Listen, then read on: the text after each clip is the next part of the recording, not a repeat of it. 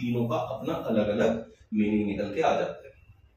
तो हमने जो ओवरऑल पावर है किसी कंट्री की, उसको इस तरीके से डिस्ट्रीब्यूट कर दिया कि कोई भी कॉन्फ्लिक्ट ना हो, जो कॉन्फ्लिक्ट है वो रिजोल्व हो जाए, और पॉलिटिकल, मिलिट्री और इकोनॉमिक पावर को हम यूज कर पाए, लेकिन according to the agreed rules.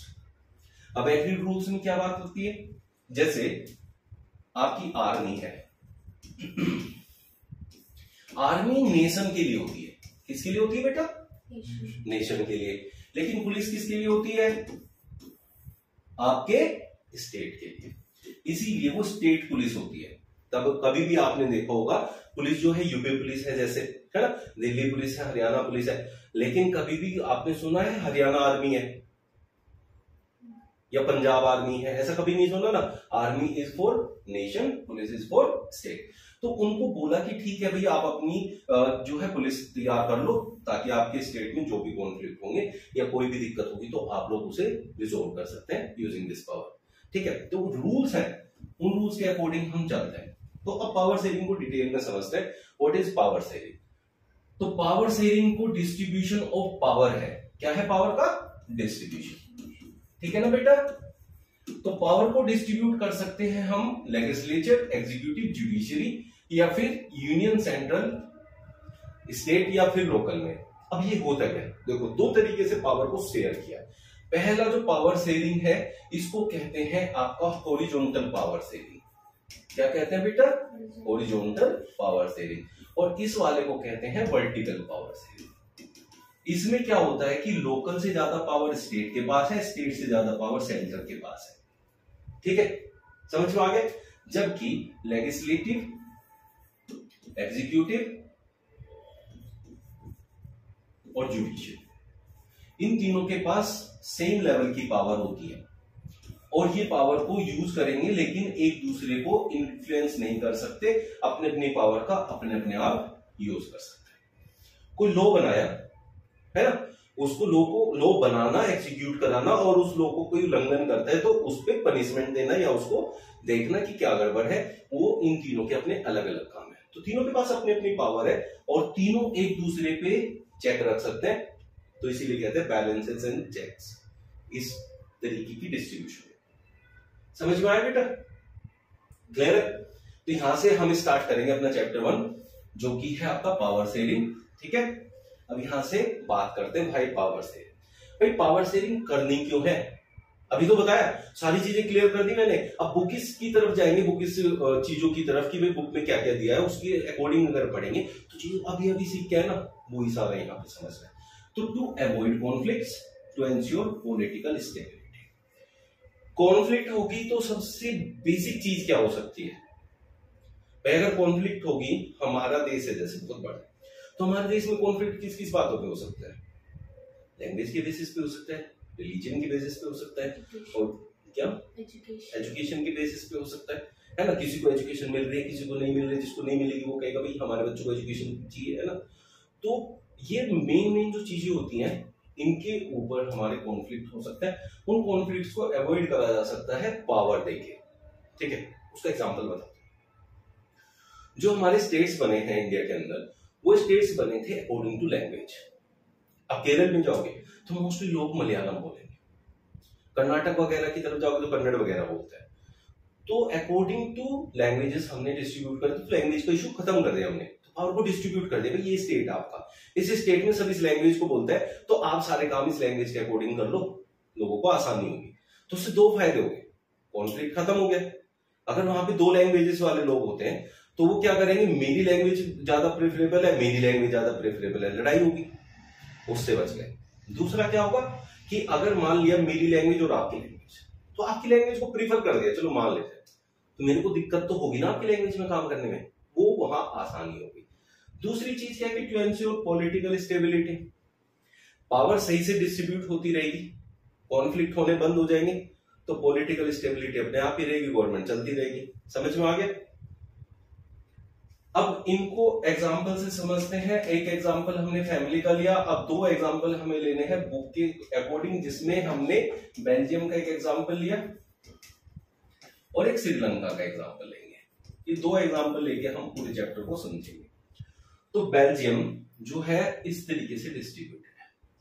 अब इसका एथनिक कंपोजिशन पहले समझ लो। एथनिक कंपोजिशन मतलब कि कैसे कैसे लोग वहां रहते हैं, उनका शेयर्ड सारी चीजें एक जैसी जब होती हैं तो वह एथनिक कंपोजिशन कहलाता है। ठीक है, तो अब यहां क्या है, एक फ्लेमिश रीजन है, वेलोना रीजन है, और ये आपकी कैपिटल है ब्रुसेल्स। अब किसी भी कंट्री का सबसे इंपॉर्टेंट पार्ट क्या होता है, कैपिटल। अब अगर कैपिटल पे किसी का कब्जा होगा तो हम मानेंगे देश को उसी का कब्जा चल रहा है, ऐसा सोचेंगे हम लोग। लेकिन अगर पूरी कंट्री में ज्यादा पॉपुलेशन किसी और टाइप की है तो फिर क्या लगेगा, फिर ये लगेगा उन लोगों का राज है। तो कैपिटल में भी एक स्टेबिलिटी होनी चाहिए और पूरी कंट्री के अंदर भी एक स्टेबिलिटी होनी चाहिए। लेकिन बेल्जियम में ऐसा नहीं था। बेल्जियम में अगर पूरी कंट्री के अंदर देखें तो पूरी कंट्री में डच बोलने वाले लोग ज्यादा थे, फ्रेंच बोलने वाले कम थे। एक्चुअली में जो बेल्जियम में है, बेल्जियम में 3 लैंग्वेजेस बोलने वाले लोग हैं। एक है आपके फ्रेंच, एक है आपके जर्मन और एक है आपके डच। क्लियर? डच की जो ओवरऑल पॉपुलेशन है पूरी कंट्री के अंदर वो ज्यादा है, लेकिन फ्रेंच की जो ज्यादा पॉपुलेशन है वो कहां पर है, वो इनकी कैपिटल ब्रुसेल में। अब ब्रुसेल्स का जो एथनिक कंपोजिशन है वो ये है कि इस ब्रुसेल्स के अंदर जो कैपिटल के अंदर है 80% लोग फ्रेंच बोलने वाले हैं, 20% डच बोलने वाले हैं। तो एक तरीके से जो आपकी कैपिटल है ब्रुसेल्स, उसमें किसका होल्ड हुआ, फ्रेंच होल्ड हुआ। तो फ्रेंच वाले अपने आप को सुप्रीम समझते हैं, भाई हमारी चलेगी, हमारा देश है। लेकिन जब हम ओवरऑल कंट्री की बात करते हैं तो ओवरऑल में 59% डच बोलते हैं यहाँ फ्लेमिश रीजन में लोग, और अगर वेलोना रीजन में जाएं तो 40% यहाँ फ्रेंच बोलने वाले। तो आप अगर देखें ओवरऑल यहाँ 41% जर्मन और 59% जो है डच है। तो ये 41 टोटल मिलके है और ये 59% है। बात समझ में आ गई? तो डच का पूरा ओवरऑल होल्ड हुआ पूरी कंट्री के ऊपर, तो उनको लगता है हमारी चलेगी। ठीक है, लेकिन जब सारे डिसीजंस लेने होते हैं तो वो कैपिटल में बैठ के लिए जाते हैं, और कैपिटल में कौन बैठे हैं भाई, फ्रेंच लोग बैठे हैं। अब ये चाहे तो देश की वर्किंग पे जो है इफेक्ट डाल सकते हैं, वो कहेंगे नहीं भाई हम नहीं होने देंगे काम। लेकिन जब पूरी कंट्री की बात आएगी तो डच बोलेंगे हम नहीं करने देंगे कुछ काम। तो इन्होंने ना इनके बीच में कॉन्फ्लिक्ट जैसी सी सिचुएशन एराइज हो गई, और उस पे सोने पे सुहागा ये हो गया कि जो फ्रेंच लोग हैं ये पहले से ही इनको एजुकेशन मिली, और जिन लोगों को पहले से एजुकेशन मिलती है वो जल्दी डेवलप हो जाते हैं, और ये डेवलपमेंट का फायदा उठा के क्या होगा, अच्छी कमाई करेंगे। तो इसका मतलब क्या था, फ्रेंच लोग अमीर भी थे। किसके कंपैरिजन में, डच और जर्मन के कंपैरिजन। भाई जर्मन की तो बात ही खत्म होगी, 1% लोग हैं, उनका तो कोई लेना देना है नहीं। ठीक है, अब बात ये आती है कि अब इस देश के अंदर कॉन्फ्लिक्ट होने वाला है तो हम लोग क्या करें। तो यहाँ की गवर्नमेंट ने अलग उनके लिए जो है तरीका निकाला। अब हुआ क्या, 1950s एंड 1960s में टेंशन हुई क्यों, जो मैंने अभी समझाया उसको हमने यहाँ पॉइंट्स में दिखा दिया आपको। क्या बताया, minority French speaking community was rich and powerful. क्यों थी रिच, वो मैंने आपको समझा दिया। क्योंकि जो डच स्पीकिंग कम्युनिटी थी उनको इकोनॉमिक डेवलपमेंट का जो बेनिफिट है वो बाद में मिला, और फ्रेंच को पहले मिल गया। आप एक चीज सोचो, हमारा ये एरिया है, ठीक है, इस एरिया में हम लोग सबको काम है, सबके पास जॉब है, फैक्ट्रीज हैं, अच्छी रेसिडेंशियल प्रॉपर्टीज हैं, सब कुछ है। ठीक है, लेकिन अगर कहीं बाहर की बात करें, दूर जो आउटर साइड में है, तो वहां पे तो ना तो जॉब है ना, और ना ही अच्छी रेसिडेंशियल प्रॉपर्टीज है, तो वो पैसा कैसे कमाएंगे, तो उनके लिए पैसा कमाना मुश्किल है। तो वो जहां उनका जीडीपी जाता है 1 लाख करोड़ का, तो यहाँ जाएगा कम से कम 20 लाख करोड़ का। तो यहाँ ज्यादा डेवलप हो रहे, तो जो यहाँ लोग रह रहे हैं वो आगे और भी डेवलप होते होते चले जाएंगे, उनसे ज्यादा एडवांटेज मिलेगा यहाँ के लोगों को। एक आदमी के पास कुछ भी काम नहीं है, उसको काम चाहिए, सबसे आसान काम क्या है, जाओ भाई सिक्योरिटी गार्ड की नौकरी कर लो, कर लेगा। लेकिन गाँव में सिक्योरिटी गार्ड की जरूरत ही नहीं है उधर, वो कहाँ काम करेगा। एक आदमी जिसके पास काम ही नहीं है, उसको काम मिलना बहुत मुश्किल हो जाएगा। तो वो लोग डेवलप होंगे नहीं ना, वो पीछे रहते रहेंगे, यहाँ के लोग जल्दी डेवलप होते चले जाएंगे। तो लाइकवाइज फ्रेंच स्पीकिंग कम्युनिटी को पहले से ही इकोनॉमिक डेवलपमेंट का जो है बेनिफिट मिला, इसलिए वो पहले से पहले ही आगे निकलते चले गए। बात समझ में आ गई। लेकिन डच स्पीकिंग जो कम्युनिटी है उसकी मेजोरिटी है पूरी कंट्री के अंदर, तो उनका भी होल्ड है अपना। लेकिन ब्रुसेल्स में किसका है? फ्रेंच का, फ्रेंच स्पीकिंग लोगों का। अब यहां हम देखेंगे श्रीलंका का डाइवर्स पॉपुलेशन क्या है। अभी फ्रेंच, उन्होंने डच वालों ने क्या किया, जो आपका बेल्जियम है उनके लोगों ने क्या किया, उसने कैसे सोल्यूशन निकाला, उस पर अभी जाएंगे। पहले उससे पहले श्रीलंका का भी हम देख लेते हैं एथनिक कंपोजिशन। अब श्रीलंका में जो पॉपुलेशन है उसमें 74% जो है सिन्हाला स्पीकर है, ठीक है। यही इनका मेजर सोशल ग्रुप है और रिलीजन है इनका बुद्धिज्म। अब आप एक बात बताओ, वहां बेल्जियम में देखो, सब कहते हैं बेल्जियम का मॉडल बहुत बढ़िया है, बेल्जियम ने बहुत जल्दी सॉल्यूशन निकाल लिया, लेकिन सॉल्यूशन तब निकलता है जब कोई प्रॉब्लम आती है, और हमें एक हिडन प्रॉब्लम होती है। जब वो हिडन प्रॉब्लम तो पता नहीं, तो हमें लगेगा सब ठीक है। बेल्जियम के पास ऑलरेडी प्रॉब्लम है कि भाई सेंटर में जो उनका कैपिटल है वहां फ्रेंच लोग बैठे, पूरी कंट्री में डच लोग बैठे, उनको साफ साफ दिख रहा है कि इनके बीच में टेंशन क्रिएट होनी है, तो सोल्यूशन निकाल लो, निकालना पड़ेगा, मजबूरी है। श्रीलंका में ऐसा कुछ दिखाई नहीं दे रहा। सोचो क्यों नहीं दिखाई दे रहा। आप खुद देखो, 74% सिन्हाला स्पीकर है और 18% तमिल स्पीकर है, कितना हो गया? 92%। इस 92% में से 18% ही तो है यार ये तमिल स्पीकर्स, और बाकी बचे 7% उनका कोई रोल नहीं है। तो 74% जहां एक तरफ लोग खड़े हो जाएंगे तो वही सब कुछ कानून बना लेंगे, होगा कि नहीं होगा? तो इनको प्रॉब्लम दिखाई नहीं दे रही, इनको प्रॉब्लम दिखाई नहीं दी, तो इसलिए पहले सोल्यूशन नहीं निकाल पाए। बेल्जियम को सोल्यूशन निकालना पड़ा क्योंकि उनके सामने प्रॉब्लम खड़ी हुई थी, और सबको लगता है बेल्जियम बहुत समझदार थे, बेल्जियम वाले लोग, उन्होंने बहुत आसानी से निकाल लिया। बहुत कॉम्प्लिकेटेड सा है, अभी आगे समझेंगे उनका भी मॉडल, बट उन सबको लगता है कि यार इन्होंने तो आसानी से निकाल लिया सोल्यूशन, बट उनके सामने प्रॉब्लम थी तो सोल्यूशन निकालना पड़ेगा। अब कल तुम्हें ना जाना है जॉब के लिए, और तुम्हारी गाड़ी में पंक्चर है, तो क्या करोगे? पता चल गया तुम्हें पंक्चर है तो क्या करोगे? तो पंक्चर लगवाना पड़ेगा, बनवाना पड़ेगा, अभी पता चल गया ना प्रॉब्लम है। वो सामने वाली प्रॉब्लम आसानी से सॉल्व हो जाती है, लेकिन जो हिडन प्रॉब्लम होती है वो थी श्रीलंका की। तो श्रीलंका को जैसे सब आपको पढ़ाते हैं और जो बुक में दिया है उससे थोड़ा सा अलग सोचने की जरूरत है। अलग सोचने की जरूरत ये है कि 74% पे आदमी को ये लगता है कि यार ये कंट्री तो तुम लोगों की है। इन्होंने, इनके माइंड में हमेशा ये रहा कि तुम लोगों ने तमिल स्पीकर्स को और क्रिश्चियंस को रहने की जगह दे रखी है, देश तो तुम्हारा है, लैंग्वेज भी तुम्हारी बोली जाएगी, रिलीजन भी तुम्हारा माना जाएगा, और वर्किंग भी तुम्हारी होगी, गवर्नमेंट भी तुम्हारी बनेगी। तो एक ग्रुप बना लेते हैं और वो उसके अकॉर्डिंग अपना काम करते हैं, ठीक है। तो मेजोरिटेरियनिज्म एक ऐसा चीज है जो कि आपको बर्बाद कर सकता है, क्योंकि आपको लगता है आप ही सब कुछ करोगे। एक टावर में एक कम्युनिटी के लोग ज्यादा रहने लगे और दूसरी कम्युनिटी के लोग एक दो फ्लैट में रहने लगे, लेकिन वो दो लोग, दो फैमिली जो रह रही है दो फ्लैट में, वो भी तो रह रहे हैं ना, उनका भी तो हक है ना सब चीजों पे। तो वो चीज ही लोग भूल गए और यहीं से प्रॉब्लम अराइज हुई। तो यहाँ जो श्रीलंकन गवर्नमेंट है, श्रीलंकन गवर्नमेंट किसकी वोट से गवर्नमेंट बना सकती है? सिन्हाला की, क्योंकि ये लोग ज्यादा है। तो जो सिन्हाला स्पीकर्स को ज्यादा प्रमोट करेगा, सिन्हाला स्पीकर्स उनको वोट देंगे, तो यहाँ गवर्नमेंट बन गई सिन्हाला की, ठीक है भाई। अब यहाँ क्या है, तमिल स्पीकर है 18%, उसमें भी दो ग्रुप हैं, एक ग्रुप है श्रीलंकन तमिल, एक इंडियन तमिल। श्रीलंकन तमिल वो तमिल है जो वहां पे रहते थे ऑलरेडी, इंडियन तमिल वो है जिनको ब्रिटिशर्स ले गए थे यहां से वहां काम कराने के लिए और वहीं स्टेबल हो गए। तो दो तरह के वहां जो है आपके क्या हो गए, ग्रुप्स हो गए। अब यहां आप देखें, इनमें रिलीजन हिंदू और मुस्लिम है, जबकि सिन्हाला स्पीकर में सिर्फ बुद्धिस्ट रिलीजन है। तो यहां और यहां में फर्क समझ में आ गया क्या है। अब इनको तो हर चीज एक यूनिटी है ना, तो इनको तो लगता है सब कुछ तुम्हारा है, इनमें यूनिटी भी नहीं है, ठीक है। तो इनको दबाना स्टार्ट कर देंगे ये जब गवर्नमेंट।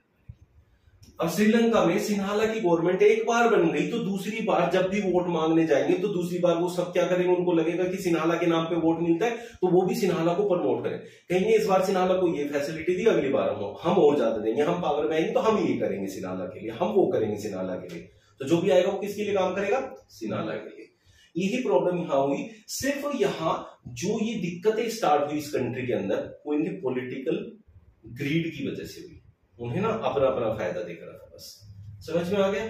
चलिए, जैसे हाँ, अब मेजोरिटेरियनिज्म इन श्रीलंका में हुआ क्या, जो अभी मैंने आपको बताया कि मेजोरिटेरियनिज्म जो है एक बड़े ग्रुप को फेवर करते रहना, उनके फेवर में डिसीजंस लेते रहना ही मेजोरिटेरियनिज्म कहलाता है।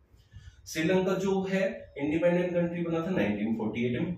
56 में इन्होंने क्या किया, Sinhala was recognised as the only official language.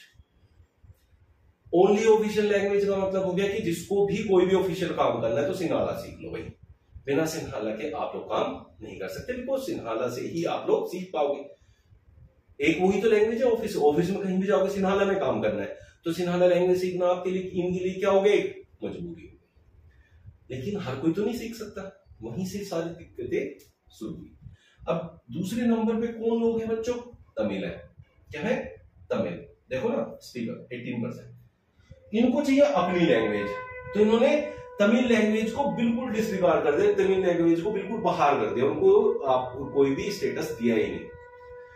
तो फिर उसके बाद अब यहां तक हो गया, 48 से 56 तक क्या हुआ होगा, 8 साल में दूसरी गवर्नमेंट बनी होगी। तो जब वो दूसरी गवर्नमेंट बनती है तो दूसरी गवर्नमेंट ने, पहली गवर्नमेंट ने उनको क्या कर दिया, सबसे पहली गवर्नमेंट बनी होगी, देखो 48 में आजाद हुआ तो एक गवर्नमेंट बनी, 56 तक जाने में कितनी साल है, 8 साल, 5 साल में इलेक्शन हो जाते हैं, 48 और 5 कितने होंगे, 53 में गवर्नमेंट बनी होगी। उन्होंने क्या कहा होगा कि भाई सिन्हाला को हम ऑफिशियल लैंग्वेज बना देंगे, उसके नाम पे क्या हो गया होगा, उनको वोट मिल गई होगी। अब उसके बाद जिसको सत्ता में आना है, जिसको गवर्नमेंट बनानी है, अब वो सिन्हाला वालों को और थोड़ा लालच देगा। तो फिर लालच आया कि अगर हमारी गवर्नमेंट आएगी तो हम आप लोगों को यूनिवर्सिटी की टॉप पोजीशन या फिर गवर्नमेंट जॉब्स में प्रीफर करेंगे, हम आपके लिए ऐसी पॉलिसी बनाएंगे कि सिन्हाला को ही मिलेंगी ये जॉब्स।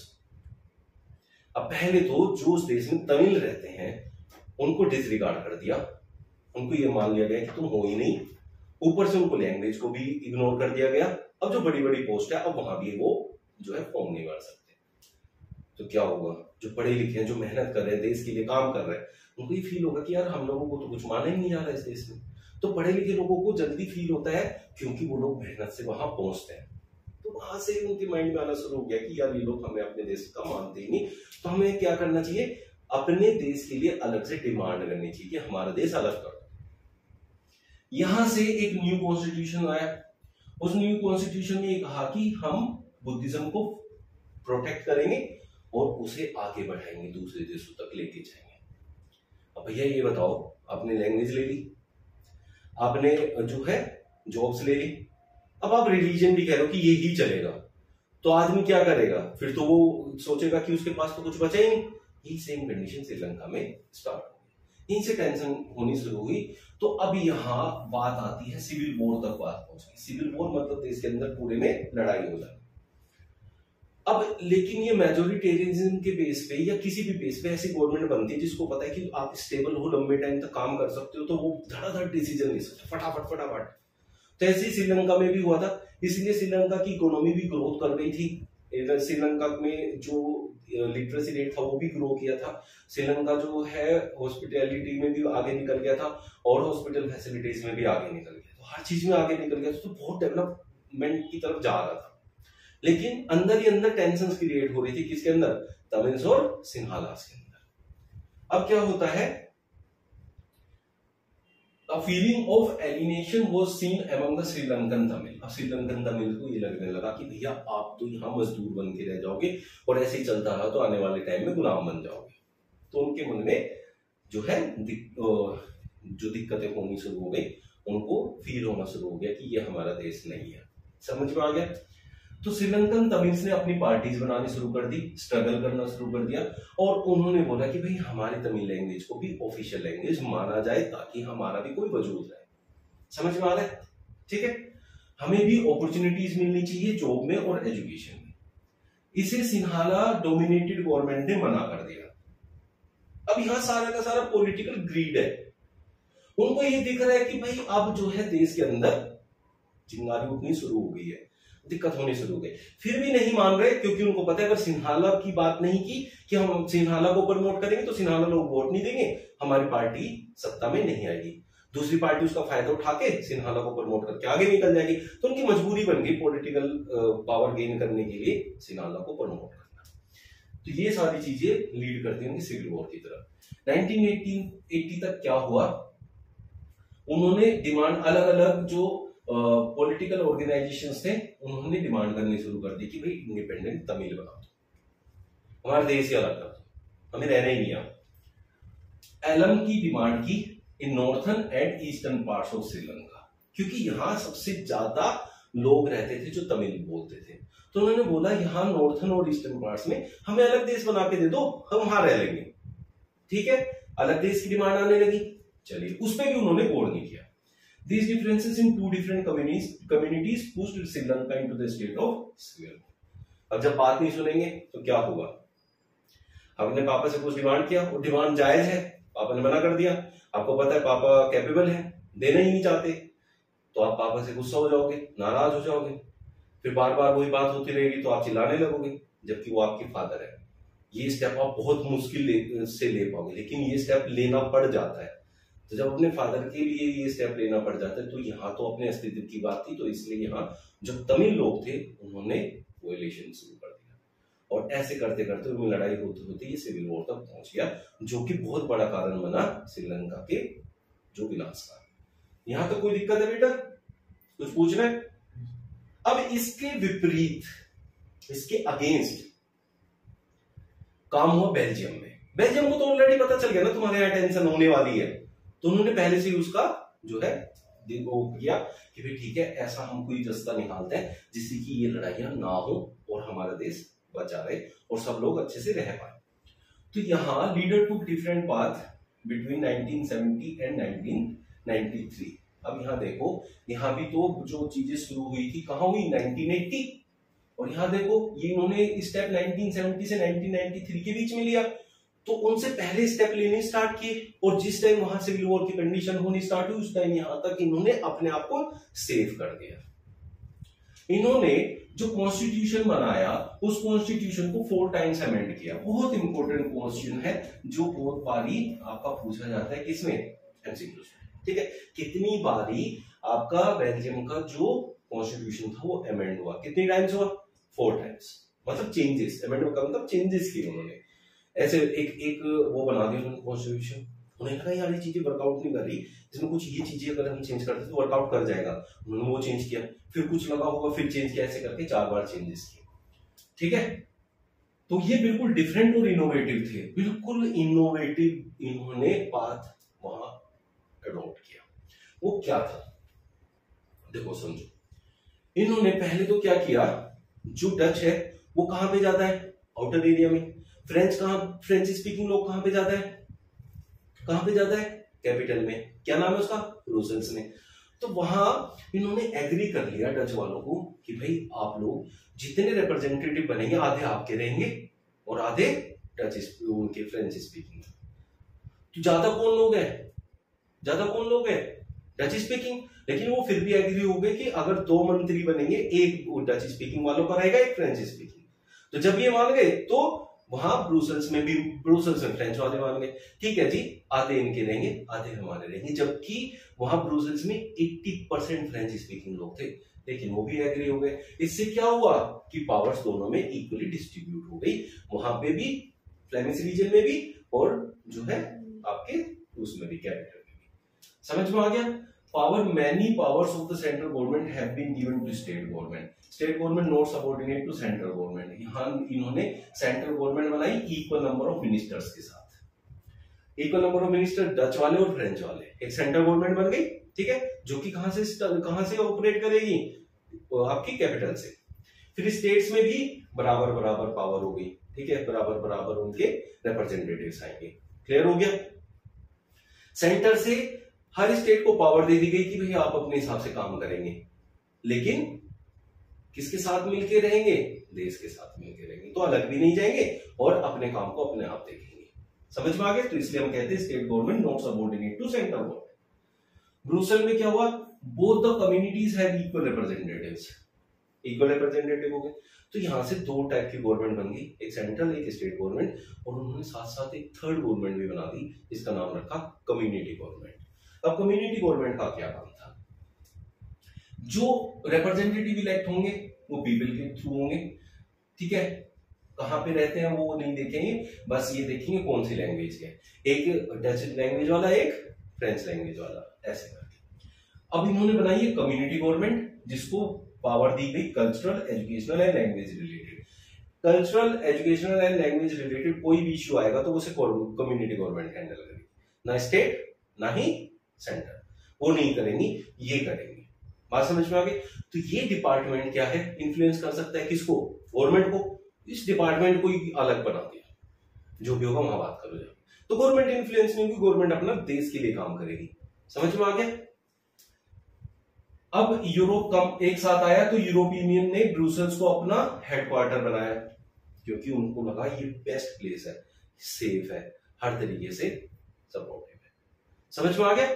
ये था आपका बेल्जियम का मॉडल, वो था श्रीलंका का। तो श्रीलंका दिक्कत में क्यों आया? क्योंकि उसने एक ही टाइप के लोगों को फेवर किया, मेजोरिटेरियनिज्म के बेसिस पे गवर्नमेंट बनाई, तो वो उसके दिक्कत का कारण बन गया।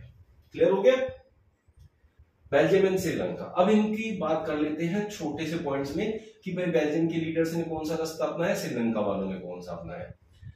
तो leaders realise the unity of the government, किसने? बेल्जियम। तो बेल्जियम के लीडर्स को लगा कि हमारे देश की गवर्नमेंट, हमारे देश की यूनिटी ज्यादा जरूरी है हमारी गवर्नमेंट बनाने से।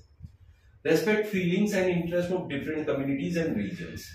इन्होंने देखो, फ्रेंच वालों ने डच वालों को सपोर्ट किया, डच वालों ने फ्रेंच वालों को सपोर्ट किया, तो इसलिए उन्होंने एक दूसरे की इंटरेस्ट में जो है सपोर्ट किया। श्रीलंका ने मेजोरिटेरियनिज्म को फोर्स किया, सपोर्ट किया, और dominance of majority result in civil war, जिससे कि वहां सिविल वॉर हो गया, और जितना उन्होंने ग्रो किया था उतना ही फिर वो पीछे पहुंच गए। यहाँ तक कोई दिक्कत है बेटा? सर एक क्वेश्चन। हाँ बेटा बोलो।